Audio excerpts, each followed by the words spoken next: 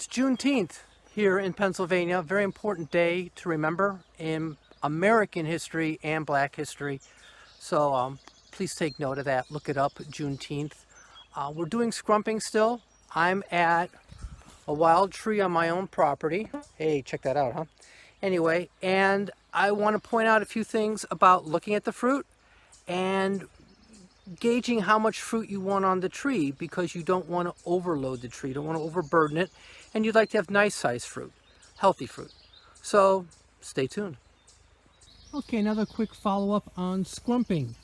What I'm looking at here is a wild tree. Part of it is, I can see it from the bark, that looks like an apple. There's stuff growing up inside of it, so there's all sorts of other trees here.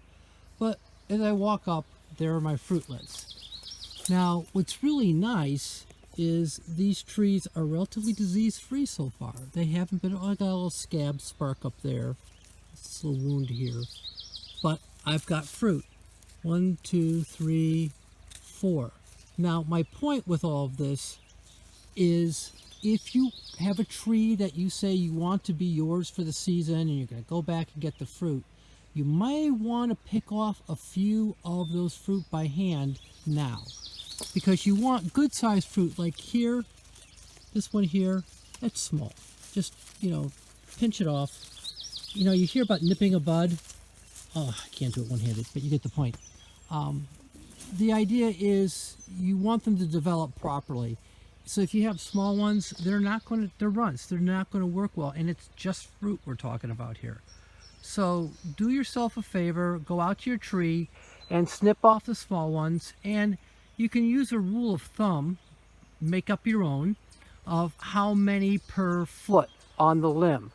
The idea they get enough sunlight, they get enough nutrition from the leaves. So you can see we got a lot of fruit here, and this is just a wild, and I will probably spray it later because I can see scab and things starting to take hold, and I'd like to slow that down. So, and a very, I'm going to say benign, people will argue with me, but even Captan, which is easily available over the counter pretty much anywhere, would do a very good job of knocking down that. You go easy with it. Just read the label. Take care. Bye-bye.